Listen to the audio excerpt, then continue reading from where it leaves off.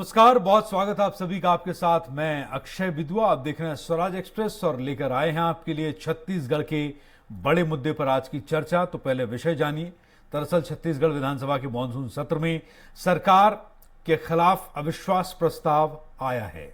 नेता प्रतिपक्ष धर्मलाल कौशिक ने प्रस्ताव पेश करते हुए कहा कि इस सरकार ने सदन का विश्वास खो दिया है, उन्हें पद पर बने रहने का कोई अधिकार नहीं है। चर्चा के दौरान भाजपा विधायक अजय चंद्राकर ने विश्व आदिवासी दिवस के औचित्य पर सवाल खड़ा कर दिया। देखिए कि सदन में किस तरह से हंगामा देखने को मिला है। भूपेश सरकार के कार्यकाल को पौने 4 साल हो गए हैं। इस दौरान सरकार का दावा है कि जन घोषणा पत्र के अधिकांश वादे पूरे किए हैं। वहीं विपक्ष का आरोप है कि विश्वास घाती सरकार है ये, जो घोषणा पत्र को आत्मसात कर वादों को पूरा ना कर जनता के साथ विश्वासघात कर रही है।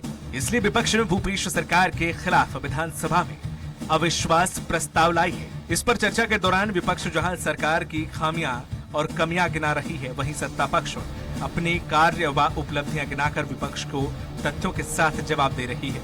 दरअसल विपक्ष की ओर से 151 बिंदुओं का अविश्वास प्रस्ताव लाया गया था, जिसमें प्रमुख रूप से जन घोषणा पत्र के वादे पूरे न करना, धान खरीदी, गौठान व गोबर खरीदी में भ्रष्टाचार, फ्लैगशिप योजना के लिए बजट नहीं, ध्वस्त कानून व्यवस्था, आत्महत्या व सामूहिक हत्या में वृद्धि, ठोस नक्सल नीति का अभाव, अवैध नशे का कारोबार, सार्वजनिक धन का दुरुपयोग, रोजगार व बेरोजगार भत्ता नहीं जैसे आरोप शामिल हैं। अविश्वास प्रस्ताव पर चर्चा की शुरुआत विपक्ष की ओर से वरिष्ठ विधायक ब्रजमोहन अग्रवाल ने की। उन्होंने सरकार पर विभिन्न आरोप लगाए। उसके बाद सत्ता पक्ष की ओर से मोहन मरकाम ने सरकार की उपलब्धियां गिनाते हुए कहा कि 36 में से 30 वादे पूरे किए जा चुके हैं। विपक्ष की ओर से प्रमुख रूप से अजय चंद्राकर, नेता प्रतिपक्ष धर्मलाल कौशिक, नारायण चंदेल, सौरभ सिंह, धर्मजीत सिंह, केशव चंद्रा ने सरकार को घेरा। तो सत्ता पक्ष की ओर से मंत्री रविंद्र चौबे, डॉक्टर शिव कुमार बहरिया, अमरजीत भगत, मोहम्मद अकबर, अरुण वोरा ने मोर्चा संभाला। 3.5 साल का ये प्रथम अविश्वास प्रस्ताव है और जनता का विश्वास सरकार ने खो दिया है। सरकार ने जो वादा किए, 36 वादा को सरकार भूल गई है।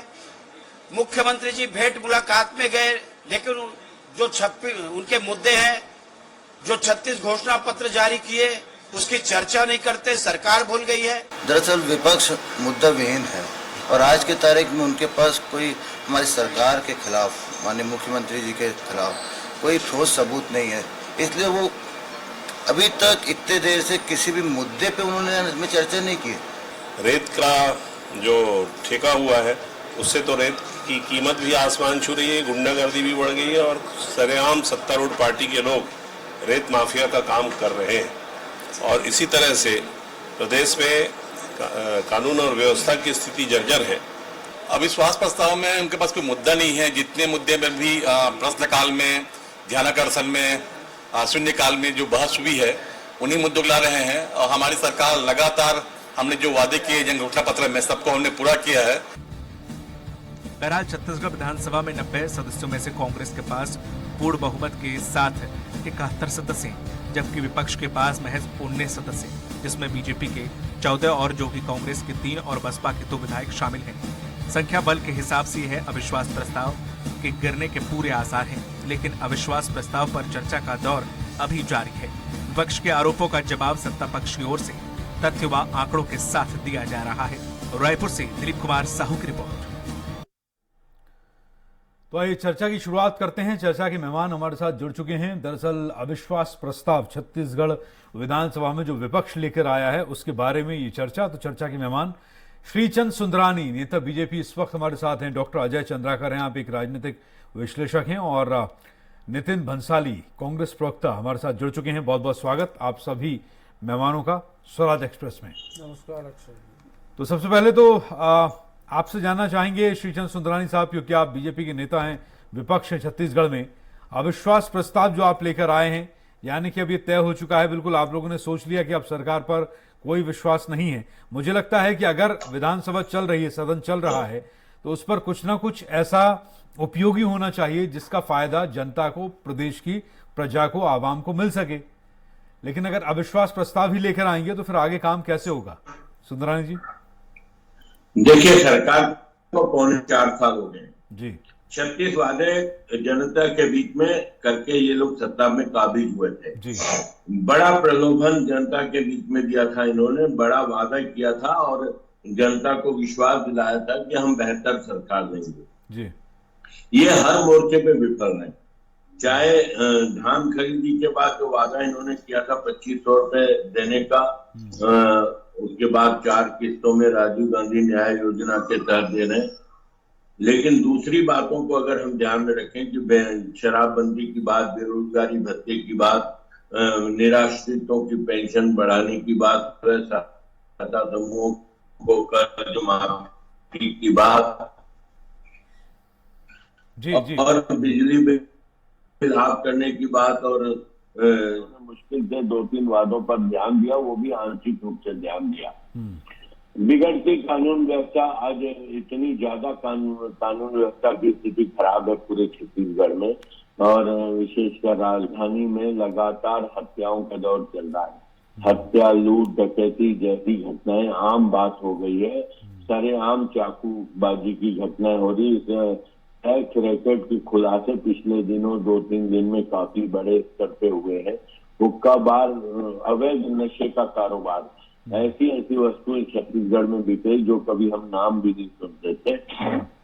ये सरकार पूरी तरह से विफल रही है, न कानून व्यवस्था में सुरक्षा दे पा रही लोगों को। भ्रष्टाचार का इतना ज्यादा बोलबाला है कि गोबर खरीदी में भ्रष्टाचार, धान खरीदी में भ्रष्टाचार, और भ्रष्टाचार करते करते शराब की दुकानों में 2 प्रकार की व्यवस्था की गई है। एक वो जो जिसका एक्साइज पड़ता है, एक वो जो बिना एक्साइज के शराब बिकता है। वो शराब की दुकानों में आहता इन्होंने शराब भट्टियों में खोल रखा है। आहता की स्थिति है कि वो विधायकों के लिए एक चारागाह बना हुआ है। ये हर भट्टी में, जिस प्रकार से डॉक्टर रमन सिंह जी ने आहता पर पूरा प्रतिबंध लगाया था, कोई भी भट्टी में बैठकर शराब नहीं पी सकता था, लेकिन आप खुलेआम भट्टी में बैठकर आप शराब पी सकते हैं। आपको उसके साथ खाने पीने की वस्तुएं वहां उपलब्ध होगी, और उसकी कमाई का बहुत बड़ा हिस्सा विधायकों की जेब में जाता है। कहीं न कहीं अपराधियों को संरक्षण पूरे प्रदेश में है, और यह सरकार हाथ में हाथ धरी बैठी है। मैं तो ये मानता हूँ कि कोई भी सरकार नहीं चाहेगी कि इसकी कानून व्यवस्था बिगड़े, लेकिन बड़े दुर्भाग्य से कांग्रेस के लोग जो यहाँ की स्थिति है अपराधियों को संरक्षण देने की बात, जिस प्रकार से आज प्रदेश में अपराध पनप रहा है, जिस प्रकार से बेरोजगारी बढ़ रही है, बेरोजगारी भत्ता देने की बात इन्होंने की, वो बेरोजगारी भत्ता नहीं दिया। 2500 रुपए प्रत्येक नौजवान को, 10 लाख नौजवानों को बेरोजगारी भत्ता देने की बात की थी। क्यों न इनके खिलाफ अविश्वास प्रस्ताव लाया जाए। जनता का विश्वास इस सरकार ने खो दिया है, विधायकों का विश्वास इन्होंने खो दिया। राष्ट्रपति चुनाव में आपने देखा इनके विधायकों ने क्रॉस वोटिंग की। कहीं न कहीं असंतोष है। टी.एस. सिंहदेव बाबा जैसे दूसरे नंबर के मंत्रिमंडल में साथी है इनके, उन्होंने उन सारे आरोपों की पुष्टि की जो भारतीय जनता पार्टी लगाती रही। तो निश्चित रूप से मैं ये कहता हूँ कि जनता का विश्वास इस सरकार ने खो दिया। इसे क्षण भर के लिए भी सत्ता में रहने का कोई नहीं। डॉक्टर चंद्राकर की बात में जाऊंगा। डॉक्टर चंद्राकर, जैसा कि सुंदरानी जी कह रहे हैं, आप मानते हैं कि यही है सब? देखिए अक्षय जी, भूपेश सरकार के समय जो सरकार बनी है, कांग्रेस को बहुमत मिली है, ये छत्तीसगढ़ की 5वीं विधानसभा है जी। और 5वीं विधानसभा का यह सत्र पहला सत्र है जी, जो अपने निर्धारित अवधि तक चला जी। नहीं तो इसके पहले सत्र का अवसान बहुत पहले हो जाता था। यहां तक कि बजट सत्र को एक बार 17 दिन पहले उसका अवसान करना पड़ा। विपक्ष कहती रही कि हम ज्वलंत प्रश्न रखते हैं, सत्ताधारी उत्तर नहीं दे पाते, और सरकार का सत्ताधारियों का यह कहना रहा कि सरकारी काम तो निपट गया, लेकिन विपक्ष सदन को चलाने में रुचि नहीं लेती थी। लेकिन आज बड़ा अच्छा लगा कि निर्धारित अवधि तक सदन चली। अब प्रश्न यह है कि अभी ये जो सत्र चल रहा है, इसमें स्पीकर महोदय को बार बार कहना पड़ा। जब मंत्री जी जवाब देते थे, इवन कांग्रेस के ही सम्मानित विधायक, सीनियर विधायक सत्यनारायण जी का प्रश्न आया, या फिर कांग्रेस के अध्यक्ष, पीसीसी अध्यक्ष मोहन मरकाम जी का प्रश्न आया, तो मंत्री उनके ही प्रश्नों का उत्तर देने में घिरते नजर आए। तो स्पीकर महोदय इसके लिए एक समन्वय, he is very good excellent coordinator, वो बोले कि आप जो तैयारी करके आए हैं और आप संतुष्ट करिए जो विधायक हैं, लेकिन यहां पर बात यह आई कि स्पीकर महोदय को कहना पड़ा कि जब उत्तर मंत्रियों के द्वारा दिया गया तो ये कहा गया सदन के सदस्यों के द्वारा यह उत्तर ठीक नहीं है, गलत है, तो स्पीकर महोदय को कहना पड़ा कि प्रक्रिया के अंतर्गत पुनः आप अप्लाई करिए। आशा ये है, अच्छा लगा कि यह सत्र पूरा चला, लेकिन व्यवस्थापिका में जब तक विश्वास हासिल है तभी तक कार्यपालिका का अस्तित्व रहेगा। अक्षय जी, यहां पर विश्वास हासिल करने के लिए महामहिम जी नहीं बोली हैं, लेकिन प्रतिपक्ष का यह संवैधानिक अधिकार है और उस संवैधानिक अधिकार के अंतर्गत वो अविश्वास प्रस्ताव को रखे हैं जिसे स्पीकर महोदय स्वीकार किए हैं। तो सदन में विपक्ष के रूप में ये जो समझते हैं कि इन विषयों के ऊपर सरकार खरा नहीं उतरी है, तो वो अविश्वास प्रस्ताव लाए हैं, लेकिन सरकार भी उनके प्रश्नों का जवाब देगी ऐसी अपेक्षा है। लेकिन सदन में बहुमत कांग्रेस के पास में है तो सरकार तो स्टेब्लिश है ही। ठीक है, नितिन बंसाली जी, सरकार का पक्ष आप रखेंगे, कांग्रेस प्रवक्ता?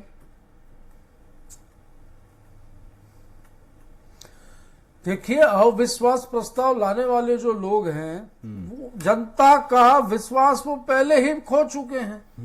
15 साल जो सत्ता में रहे, जनता ने उन्हें बिल्कुल सत्ता से बेदखल किया। जब जनता को इनके ऊपर विश्वास ही नहीं रहा, अविश्वास हुआ, इसलिए तो सत्ता से बेदखल किया और 15 साल सरकार चलाई और 15 सीटों में सिमट कर रह गए।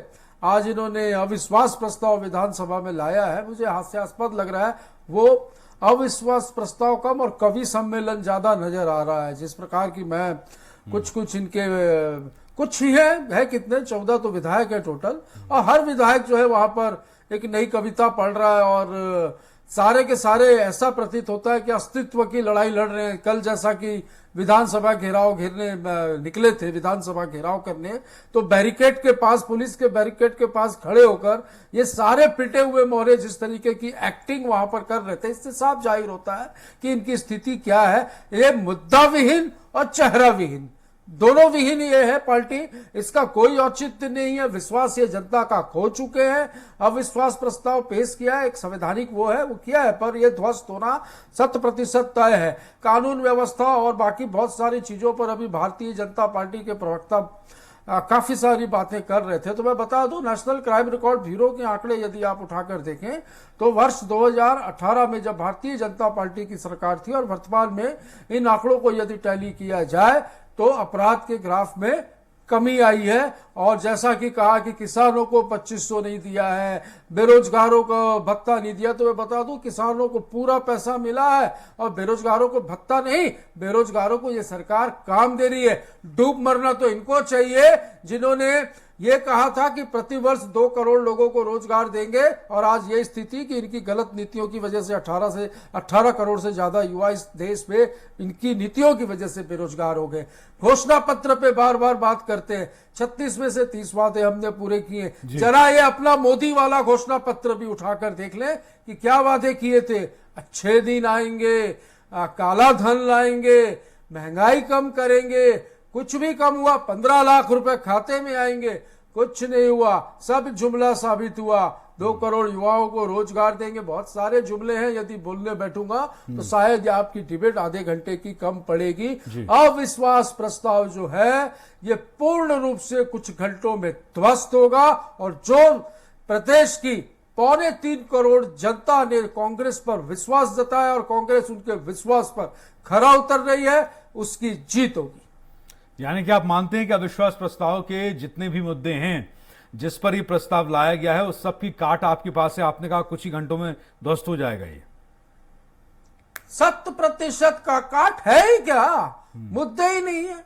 किसी भी विषय पर ये सिर्फ बातें करते हैं, बातें करने में कोई इनको बोलते ना खाता ना बही, भाजपा के जो लोग बोले सब सही वाला हाल है, बोलते हैं आरोप लगाइए, तथ्यात्मक लगाइए, उसके कुछ विषय, उसके कुछ पेपर्स, उसकी कुछ जानकारी होनी चाहिए। ये घोटाला हो रहा है, वो भ्रष्टाचार हो रहा है, ऐसे बात नहीं बनती। आप कागजों पे बात करिए, फील्ड पे बात करिए, जो इनके पास कुछ है नहीं, हल्ला करने के अलावा कुछ बचा नहीं है। अब कहते हैं कि चुनाव भी जो है छत्तीसगढ़ के किसी चेहरे के नेता पर नहीं लड़ेंगे, मोदी के चेहरे पर लड़ेंगे, तो छत्तीसगढ़ में नेता ही नहीं है तो किस मुंह से और किस चेहरे पे चुनाव लड़ेंगे? जरा ये भी जनता को ये बता दें। ठीक है, बताइए सुंदरानी जी। देखिए, कांग्रेस के प्रवक्ता ऐसा लगता है कि बौखलाए हुए हैं।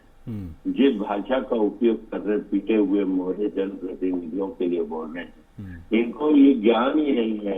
एक राजनीतिक दल की विचारधारा की लड़ाई होती है, हमारी व्यक्तियों पे आरोप प्रत्यारोप की लड़ाई नहीं होती। हम राजनीतिक विचारधारा के साथ लड़ते हैं, सरकार में है, हम विपक्ष में है, हम विपक्ष का धर्म निभाएं। लेकिन इतने घटिया स्तर के शब्दों का इस्तेमाल कांग्रेस का प्रवक्ता करेगा, उसको चुल्लू भर पानी में डूब। मैं फिर से बोलूंगा, पिटे हुए मोहरे, आप नोट कर लीजिए और चाहे तो मानहानि ठोक दीजिए। इस शब्द में कुछ भी अमर्यादित नहीं है।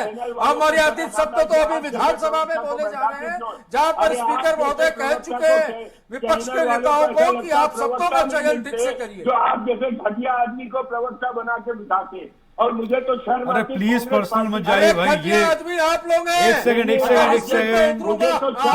ठीक है भंसाली सुंदरानी जी, ठीक है, एक सेकंड। अरे सुनिए सनसनी मत फैलाइए, प्लीज शासनकाल में भंसाली जी, एक minute please sir, don't be personal, please Bhansali ji, कृपया सुंदरानी जी, एक मिनट आवाज कम कीजिए। मैं माफ कीजिए, सुनिए, देखिए ऐसा है, मेरा विनम्र निवेदन है, आप व्यक्तिगत नहीं, आप सुनिए तो, व्यक्तिगत भाई आप लोग दोनों रायपुर में हैं, वहां कर लीजिए। टीवी डिबेट्स में क्या होता है, हम लोग भी इन्वॉल्व होते हैं, हमारे ऊपर भी ब्लेम आता है, आप सुन रहे हैं और आप ये होने दे रहे हैं, तो प्लीज मेरा आपसे अनुरोध है।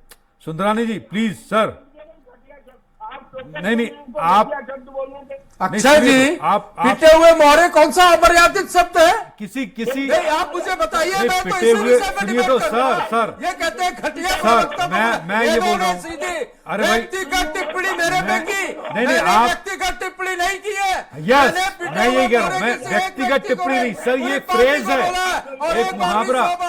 सुंदरानी जी एक मिनट, मैं बात पूरी कर दूं। सुंदरानी जी, एक फ्रेज है, मुहावरा है। अब इनको मुहावरों से भी तकलीफ होती है। कल तो मैं भी था वहाँ पे। नहीं, व्यक्तिगत पर्सनल मत जाइए, पर्सनल मत जाइए ना प्लीज। मैं उसे लेकर कर रहा था। देखिए तो सुनिए तो, आप अपने आप को समझ रहे हैं क्या? मैंने आपका नाम लिया क्या सुंदरानी जी? मैंने तो आपका नाम नहीं लिया सर, ये डिबेट इसलिए नहीं है सर, ये डिबेट इसलिए नहीं है चोर की दाढ़ी में तिनका सर, ये डिबेट इसलिए नहीं है इसका मतलब क्या हुआ? सर। चलिए चंद्रागर साहब को बीच में ला रहा हूँ। चंद्रागर साहब, मैं बीच में लेकर आ रहा हूँ, मुद्दे से भटकना नहीं चाहिए, मुद्दे से भटकना नहीं चाहिए। चंद्रागर साहब, वाकई में क्या मुद्दे खत्म हैं जी विपक्ष के पास? देखिए, लोकतंत्र में मुद्दे तो रहेंगे अक्षय जी, और निश्चित रूप से ये हमारे लोकतंत्र की ब्यूटी है, संविधान प्रदत्त है। चाहे नेहरू जी के जमाने में भी अविश्वास प्रस्ताव आया और उसमें बहस हुई, ये परंपरा चली। मैडम इंदिरा गांधी के समय तो सर्वाधिक अविश्वास प्रस्ताव आया। पहली बार सरकार तो मोरारजी भाई देसाई की गिरी, जब दूसरे अविश्वास प्रस्ताव के समय तो विधानसभाओं में ये प्रदेश के मुद्दों के साथ क्या होता है कि पॉलिटिकल साइंस में एक शब्द आता है राजनीतिक जागरूकता अक्षय जी। तो वहां जो विषय रखे जाते हैं, उन विषयों के ऊपर पक्ष अपना उत्तर देते हैं, विपक्ष अपना तर्क देते हैं, लेकिन सरकार तो अस्थिर नहीं होती जिनके पास बहुमत है, लेकिन जनता के पास वो मैसेज जाती है, मीडिया के माध्यम से बौद्धिक जगत में, आम पब्लिक में वैचारिक मंथन होता है, और एक जनमत बनने का एक बहुत अच्छा एक प्रकार से रिसोर्स ये बनता है। तो यहाँ पर मुद्दे तो ऐसा नहीं है कि लोकतंत्र में विकसित कंट्रियों में लगातार मुद्दे हैं, तो हमारा तो विकासशील राष्ट्र है, हमारा प्रदेश तो बहुत छोटा है। तो यहाँ पर विपक्ष भी एक दर्पण की भांति होते हैं, लेकिन सत्ताधारी यह उम्मीद करते हैं कि वो सारगर्भित जो जनता से जुड़े प्रश्न को उठाएं। लेकिन यहां हम बार बार कह रहे हैं अक्षय जी कि स्पीकर महोदय अनेक बार दुखी होते हुए नजर आए, चाहे वो विपक्षी पार्टियों के सदस्यों को वो भी टोका टाकी किए, इवन सत्ताधारी दल के विधायक प्रश्न किए तो मंत्रियों के ऊपर भी वो बोले कि तैयारी करके आइए।